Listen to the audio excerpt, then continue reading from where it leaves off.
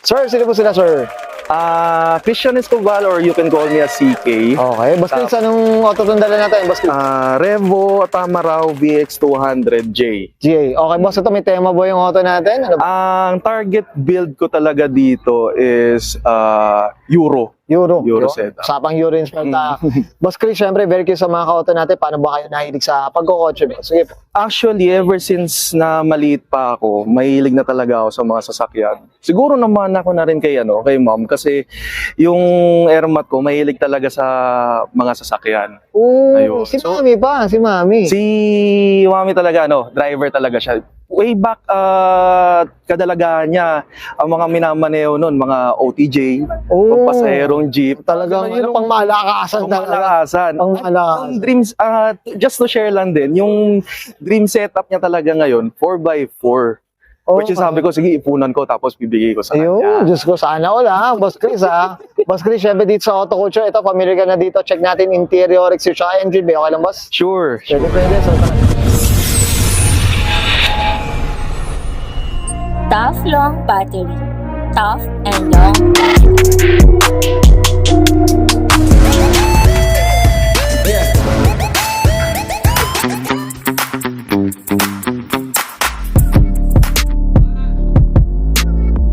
okay, usapang interior tayo, Boss Chris. Ano meron dito, boss? Sige po. Actually, very stock lang naman kasi since family heirloom na siya, ang tinarget ko talaga dito is ma-restore to its former glory. Okay. So, as you can see naman, yung mga binalik ko lang talaga dito is yung legit na stock items niya lang. Like, wala masyadong dagdag. Okay. Ganun. Kung yung OEM talaga. OEM talaga, yun lang talaga yung inilagay ko.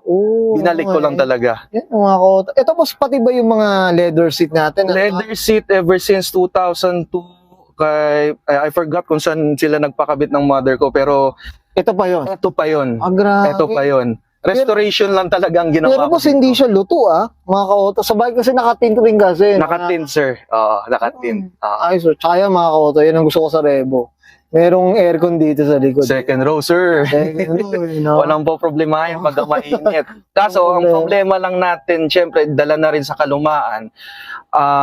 Nagka-problems din ako sa AC.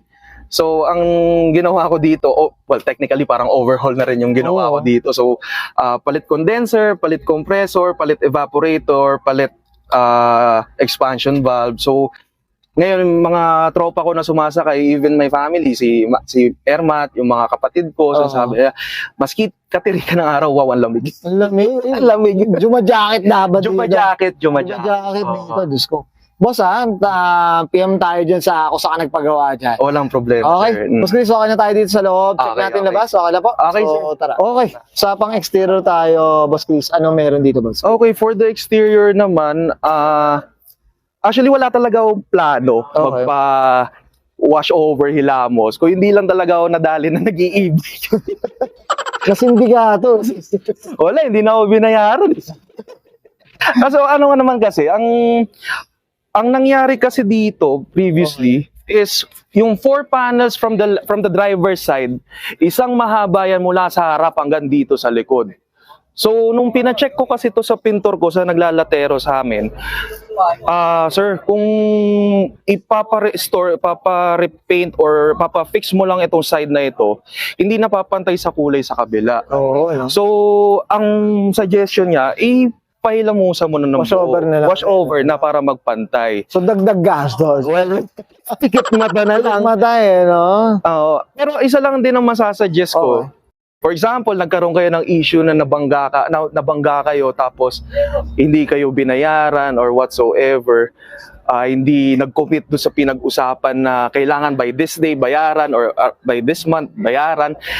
Kailangan nyo talaga, sir, kailangan yung police report. Ipa-police report talaga. Kasi yung police report na yan, kasi kasunduan sa barangay, pwedeng ma-break yun eh. Wala naman, maski sinasabit nila sa Supreme Court yun, walang bearing yun eh. Yung police report talaga mayroong kapangyarihan. Kasi once na, sabihin natin, hindi sila sumunod sa usapan ng pagkasunduan sa barangay, yung police report kasi yung magpapatibay ng ebidensya na nagkaroon talaga ng aksidente. Na talaga nagkabanggaan. And once na sabihin natin, nagkaroon kayo ng ganong insidente, Sikasuhin nyo na agad within 3 months. Huwag nyo nang patagalin ng ano. Huwag nyo nang patagalin ng 3 months. 3 months and... Asap, boss, Asap talaga, Asap oo. talaga. Kasi kung papatagalin ninyo, ay, baka hindi na kayo pansinin. Oo, yun lang, oh. Ito, VX200 talaga to. Meron talaga, sir. VX200. Restored na rin siya, sir. Tapos, Okay.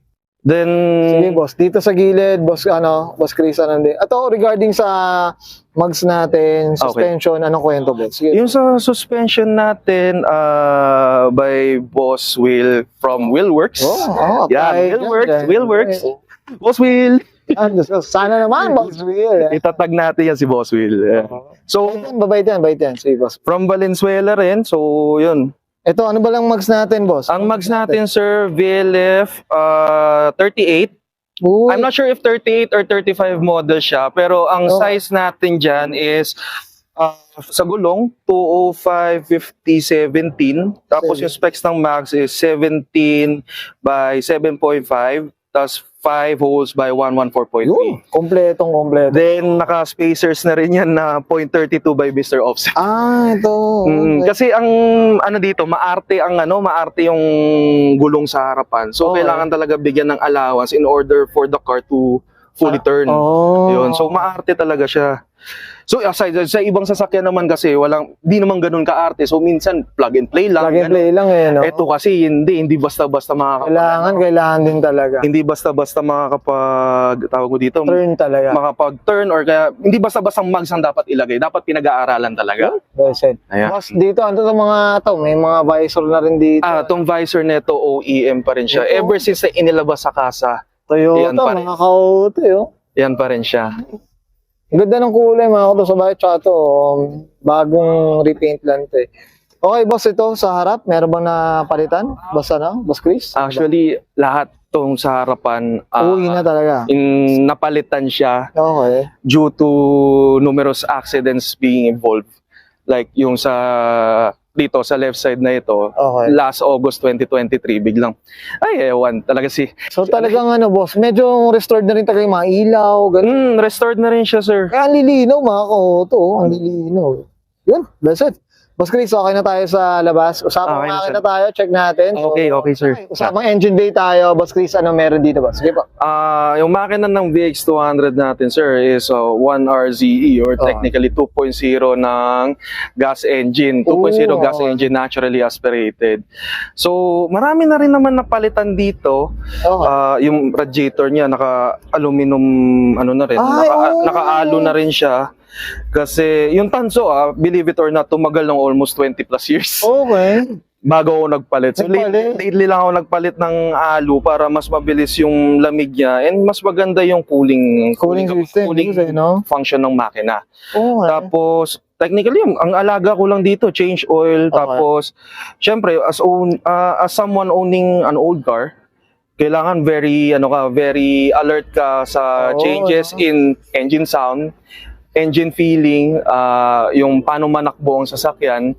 So, pagka meron ako naramdaman na may mali, pinapacheck ko na kaagad. Yun. Ganun na ako kaalaga. Ganun talaga, TLC rin talaga, boss. Kailangan meron rin talaga yan. Totoo. Ito, boss, nabanggit mo na rin yung syempre, ulitin natin yung consumption and syempre, yung maintenance natin. Kumusta naman, boss? Sige. Ang maintenance naman sa gas engines, well, iba-iba kasi ang maintenance ng gas engines. Pero for an engine ng 1RZ, well, ginagawa lang naman namin dito, usual engine wash, change oil, Okay. tapos coolant flush. Syempre, papalit tayo niyan every after 6 months. Then, check oil levels lang din, brake fluid, mga ganun.